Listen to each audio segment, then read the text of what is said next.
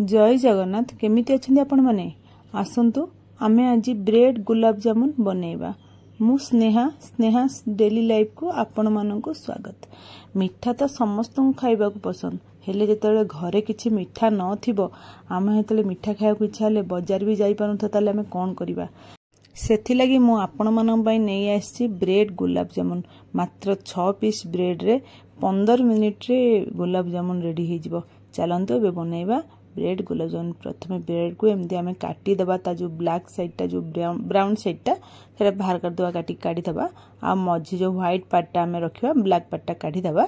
तापर आमे देखंदो 6 पीस नेची नै त सेटा को छोट छोट करके एमती खंड खंड कर दबा। तापर चलंदा आमे सीरा बनेबा। एटा छोट छोट कर रखि देगी तब हम सीरा बने दबा। सीरा बनेया पे प्रथमे कोन करबे ना ओडे जागा बसै देबे जे कोन जागा पसंद मन बसै देला पर तादरे हमें 2 कप पानी दबा।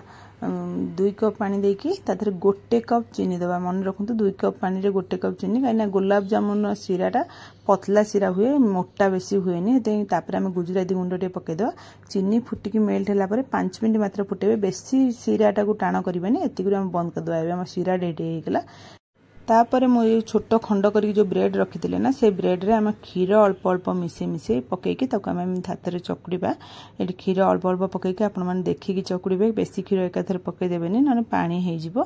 एमती अल्प अल्प पकेकी हम एमती धीरे धीरे करिके ताको चकुड़ीके देखिबा। जेति क्षीर लागिबो आपण मन हिसाब रे आपण माने देखिकी देबे। तापर आमे तो एतिक हे गला परे आमे तापरे 1 चम्मच अमूल पाउडर तादरे पकेबे।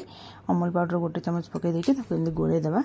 घी 1 चम्मच तापर आमे पके देबा। गुआ घी पकेबे पकेकी ताको एंदी भला भाबरे गोळे देबे।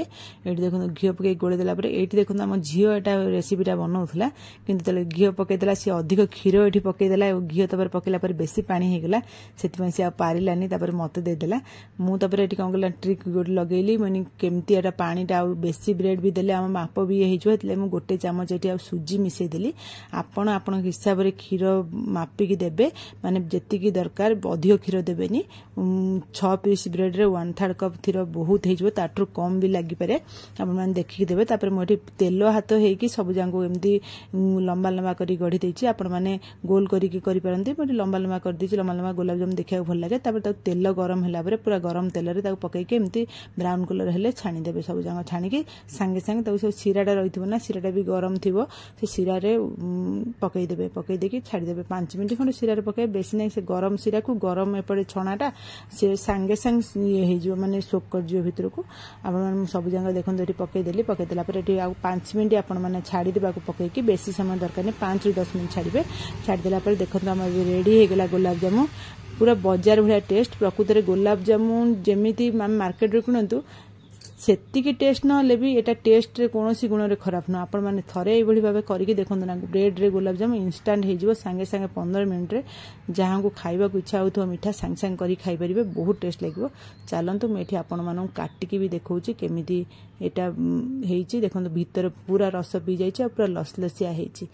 एई ब्रेड गुलाब जामुन ना देखिया को जेतिकी सुंदर लागुची खाइबा को मध्ये सतरे बहुत टेस्ट। आपण माने थरे ए भली करिके दियंतु देखिबे समस्त को भलो लागिवो। समस्त खाइबा को पसंद करिवे। भलो लागिले कमेंट माध्यम रे जणाई देबे आ लाइक भी करि देबे। नुवा करी मो चैनल को आस्थिले मो चैनल को सब्सक्राइब करि देबे। आजिरो टिप्स टी हला जदि चीनी डबा रे आपनकर पिंपुडी लागि जाउची ताले डबा रे 5-6 टी लवंग रखि दियंतु देखिबे पिंपुडी बिल्कुल भी लागिबनी। रहूची जय जगन्नाथ।